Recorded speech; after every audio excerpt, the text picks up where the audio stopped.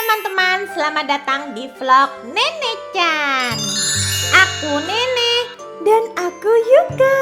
Kami mau jadi putri. Dan di vlogku kali ini Yuka, ada apa Nenek? ada kiriman video dari Mika Way Story. Yuk di like dulu video ini. Makasih ya. Teman-teman masih ingat kan channel Mika Way Story, channel gacha live kami. Jadi Mika Way Story mau bikin cerita Timun Mas ala gacha live. Timun Mas dongeng dari Indonesia ya? Benar, bagus loh. Yuk kita tonton bersama Timun Mas versi gacha live dari Mika Way Stories. Pada zaman dahulu, hiduplah seorang perempuan parumbaya yang ingin memiliki anak. Namun sayangnya, ia tak memiliki keluarga. Suaminya pun telah meninggal dunia. Setiap hari, ia mencari kayu bakar untuk kebutuhan hidupnya. Di suatu ketika, saat ia dalam perjalanan mencari kayu bakar, ia kelelahan. Ia pun memutuskan untuk beristirahat sejenak. Seandainya saja aku memiliki anak, pasti pekerjaanku akan lebih ringan. Beberapa menit kemudian, nenek itu berdiri, hendak melanjutkan perjalanan. Ia pun akan mengambil kayu bakarnya. Tiba-tiba, tanah bergetar sangat hebat. Sang nenek itu pun mengira jika sedang terjadi gempa. Setelah gempa mereda, sang nenek itu melihat ke arah belakang. Dan betapa terkejutnya ia. Di sana telah berdiri raksasa hijau yang sangat besar. Kumohon jangan makan aku. Hahaha, aku tidak akan memakanmu, nenek tua. Dagingmu pasti tidak enak. Lalu apa maumu? Bukankah kau menginginkan anak? Aku akan memberikanmu sebuah bibit timun. Tanamlah. Bibit itu akan menghasilkan buah timun emas. Dan akan ada seorang bayi di dalamnya. Rawatlah dia. Baiklah. Tapi dengan syarat kau akan mengembalikannya padaku saat ia berumur 7 tahun. Baiklah Buta Ijo, aku berjanji.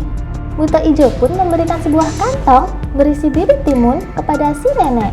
Sesampainya di rumah, nenek itu pun segera melaksanakan perintah Buta Ijo. Setiap hari, ia selalu merawat tanaman timunnya itu dengan rajin. Dan beberapa minggu kemudian, tanaman timun itu sudah berbuah. Nenek pun sangat senang. Ia pun memetik buah tersebut. Wah, sudah berbuah. Timun yang cantik. Di dalam rumah, sang nenek segera menaruh timun itu di atas meja, kemudian membelahnya dengan hati-hati. Dan betapa terkejutnya sang nenek melihat seorang bayi di dalam buah timun tersebut. Ia sangat senang. Terima kasih Tuhan, karena telah memberiku seorang bayi. Mulai sekarang, aku akan menamaimu Timun Emas. 7 tahun pun berlalu. Timun Emas tumbuh menjadi gadis kecil yang riang dan juga penurut. Bu, apa ada yang bisa Timun bantu? Kau sudah banyak membantu anakku. Tapi jika kau tetap ingin membantu, tolong pergilah ke pasar. Ada sesuatu yang ibu perlukan. Baiklah, Bu. Timun segera menuruti permintaan ibunya. Ia pun segera bergegas menuju pasar. Sedangkan itu, sang nenek yang sedang menyapu di halaman rumahnya didatangi oleh Buta Ijo. Lama tidak bertemu, nenek tua. Aku datang untuk menagih janjimu. Hahaha. Timun masih berumur 7 tahun.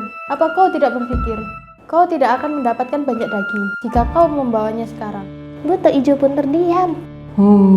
Kau benar juga. Kembalilah 10 tahun lagi. Pada saat itu, aku akan memberikannya padamu. Baiklah, kau harus menepati janjimu kali ini. Buta Ijo pun pergi dengan meyakini bahwa sang nenek akan menepati janjinya. 10 tahun pun berlalu. Kini Timun Emas menjadi seorang gadis yang sangat cantik. Suatu hari, Timun melihat ibunya yang terlihat sedih. Timun pun bertanya pada ibunya, "Bu, ada apa? Kenapa ibu terlihat cemas?" Timun, ibu mencemaskanmu. Sebenarnya, sang nenek pun bercerita tentang Buta Ijo yang telah memberinya syarat. Timun yang mendengarnya terkejut dan ketakutan. Aku tidak mau dimakan Buta Ijo, Bu. maafkan ibu Timun. Ibu akan mencari cara agar Buta Ijo tidak jadi memakanmu. Malam harinya, saat Timun dan ibunya sudah tertidur, sang nenek pun bermimpi. Di mimpinya itu, sang nenek bertemu dengan seorang pertapa. Jika kau ingin anakmu selamat, kau harus menyuruhnya untuk lari dari rumah dengan membawa biji timun, jarum, garam, dan terasi. Lemparlah kepada buto ijo. Niscaya anakmu Timun akan selamat. Sang nenek terbangun. Ia teringat tentang mimpinya. Mimpi itu benar-benar jelas seperti kenyataan. Keesokan harinya, sang nenek menyiapkan semua benda yang disebutkan pertapa dalam mimpinya semalam, lalu memberikannya pada Timun. Tak lupa, ia juga berpesan agar Timun selalu berhati-hati. Tiba-tiba, dari arah luar rumah, terdengar suara hentakan kaki yang sangat besar. Sang nenek pun menyadari bahwa Buto Ijo datang. Ia pun menyuruh Timun untuk segera berlari. Di lain sisi, Buto Ijo terlihat bersemangat menghampiri rumah nenek. Tapi tiba-tiba, ia melihat seorang gadis berlari dari dalam rumah nenek. Ia pun marah karena menyadari sang nenek telah membohonginya. Buto Ijo pun segera mengejar Timun. Timun melihat Buto Ijo yang mengejarnya di belakang. Tanpa berpikir panjang, ia segera melempar biji timun ke arah Buto Ijo. Dan seketika, tumbuh-tumbuhan mentimun yang menjalar dan melilit Buto Ijo. Timun dengan cepat berlari menjauh, tapi langkahnya terlalu kecil dibandingkan dengan Buto Ijo. Beberapa saat kemudian, Buto Ijo sudah kembali mengejarnya di belakang. Kali ini, ia terlihat marah. Dengan langkah besarnya, ia menjatuhkan Timun hingga tersungkur.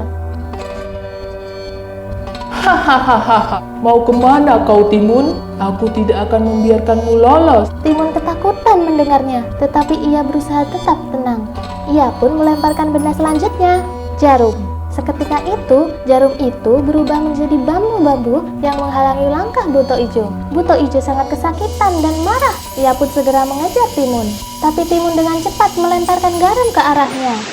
Garam-garam itu pun berubah menjadi air yang menenggelamkan Buto Ijo. Timun pun lega melihat Buto Ijo yang tenggelam oleh air itu. Tapi beberapa saat kemudian, ia terkejut oleh suara Buto Ijo. Aku tidak akan mengampunimu. Timun segera berlari lagi. Ia melihat kantong terakhirnya. Benda terakhir yang bisa ia lemparkan adalah terasi. Ia pun berharap benda terakhir ini bisa menyelamatkannya. Setelah Timun melemparkan terasi itu berubah menjadi lahar panas yang melalap Buto Ijo. Buto Ijo pun akhirnya mati tenggelam. Akhirnya, Timun dan ibunya hidup bahagia. Gimana Yoga ceritanya? Bagus ya, gacanya juga bagus. Pinter nih Mika Story. Iya, teman-teman suka kan? Di channel Mika Story juga banyak cerita tentang Mika loh. Ada horornya juga. Jadi, buat teman-teman yang udah besar, silakan subscribe juga Mika Stories. Linknya ada di deskripsi ya Nini. Benar. Jadi, sekian dulu vlog dari kami. Sampai jumpa di vlog lainnya. Dan video Godoplo TV lainnya ya. Kita lanjutkan episodenya. Bye-bye.